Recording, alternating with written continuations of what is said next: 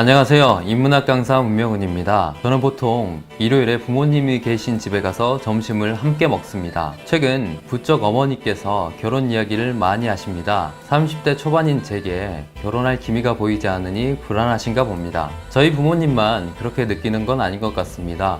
또래 친구들도 비슷한 이야기를 많이 하더군요. 부모님 세대에서는 30대면 당연히 결혼을 하고 가정을 꾸려야 했으니 결혼할 생각이 없는 자녀가 답답하게 느껴질 수 있습니다. 반면 자녀 세대는 부모 세대와 다른 결혼관을 갖고 있죠. 오늘 소개할 책은 이선배의 선택하지 않을 자유입니다.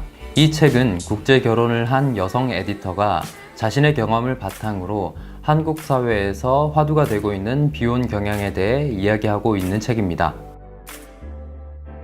예전 같았으면 아이를 낳아도 몇 번을 낳았을 것이라는 부모 세대의 타박에도 불구하고 청년 세대는 좀처럼 결혼할 생각이 없어 보입니다. 잡코리아와 알바몬이 2018년 4월 성인 1141명을 대상으로 한 조사에 따르면 결혼을 할 것이라고 답한 응답자는 33.3%에 불과했습니다. 15%는 비혼주의였고 51.7%는 결혼과 비혼 사이에서 고민한다고 답했습니다.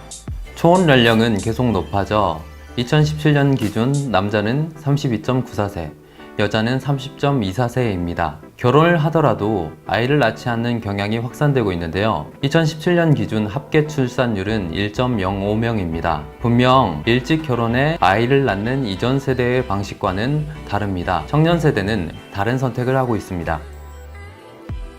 저자는 결혼이 현실인 만큼 비혼도 현실이라고 말합니다. 단순히 이전 세대의 가치관에 얽매여 비혼을 비정상으로 몰아세울 게 아닙니다. 양성 간의 격차가 줄어들어 여성의 사회적 위상이 높아질수록 여성이 결혼이 아닌 다른 삶의 방식을 택할 가능성이 높아집니다. 저자가 보기에는 선진국에서 있었던 일이 현재 한국에서 일어나고 있는 것이고 앞으로 동남아 국가들도 그렇게 될 것입니다. 우리는 비혼이란 이름 아래 다른 삶의 방식이 있다는 걸 인정해야 합니다.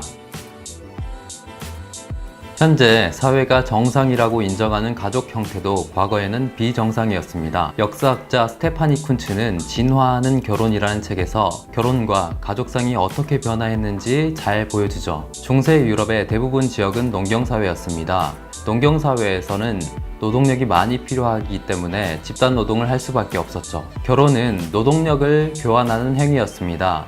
이 과정에선 개인의 의사보다 가장의 의도가 매우 중요했죠.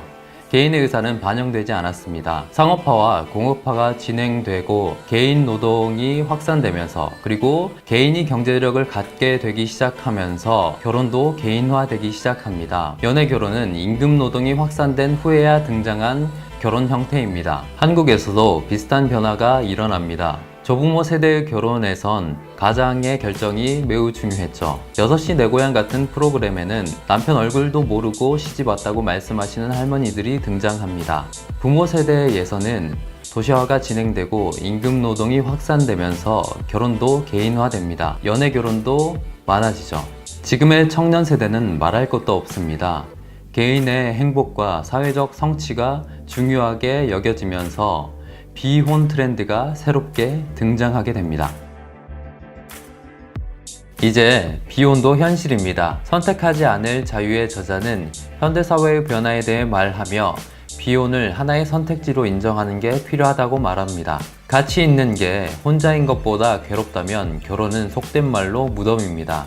개인은 사회의 압력에 휘둘리지 말고 자신의 행복을 위한 선택을 해야 합니다. 그렇다고 저자가 비혼을 무조건 좋다고 평가하는 건 아닙니다. 저자는 비혼을 고민하는 사람들에게 다음과 같이 말합니다. 평균보다 훨씬 독립적이고 쉽게 외로움을 타지 않으며 몰입할 일을 찾아서 하는 사람, 혼자서도 돈 관리, 건강 관리, 요리를 잘 하고 여러 교류에도 적당히 참석하는 사람이라면 굳이 법적 가족을 만들 필요는 없을 것이다.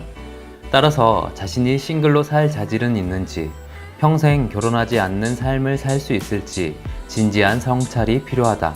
비혼에 대해 고민한다면 본인이 혼자 살 수 있는 사람인지에 대해 생각해 봐야 합니다.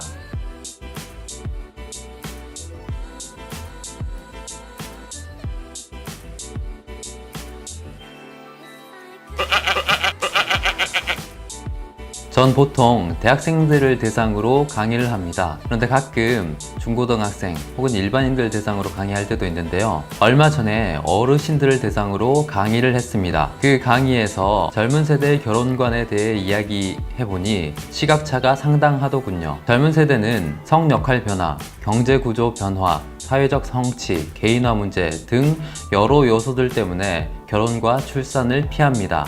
이런 이야기를 강의 때 했더니 공감하시는 분들도 많았지만 결혼을 하지 않고 아이를 낳지 않는 건 이기적이라는 반응도 있었습니다. 어르신들 세대에는 당연한 의무였던 것이 이제는 선택이라는 걸 받아들이기 힘든 거죠.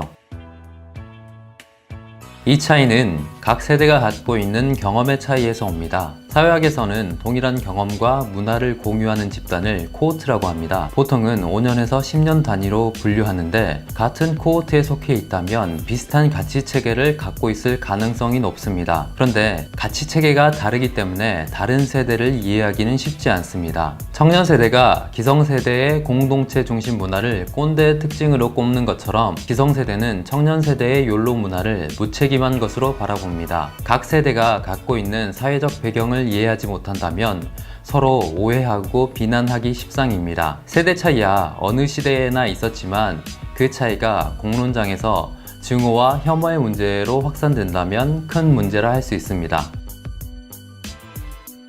이때 필요한 것이 사회학적 상상력입니다. 거시적인 관점에서 사회 속 서로 다른 인식과 가치 체계를 조율하는 능력이죠. 몇 년 전부터 결혼과 출산은 우리 사회 앞에 놓여있는 피할 수 없는 문제입니다. 우리가 사회학적 상상력을 발휘하지 못한다면 문제는 점점 더 심각해질 겁니다.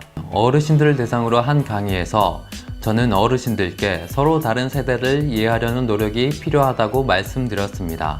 자신의 삶을 열심히 살고 은퇴하신 어르신들께도 그런 노력이 필요하다면 이 문제를 직접 다루는 정치인들에게는 말할 것도 없겠죠. 그런데 기껏 발휘한 상상력이 출산 주도 성장이라면 어떻게 반응해야 할지 난감합니다.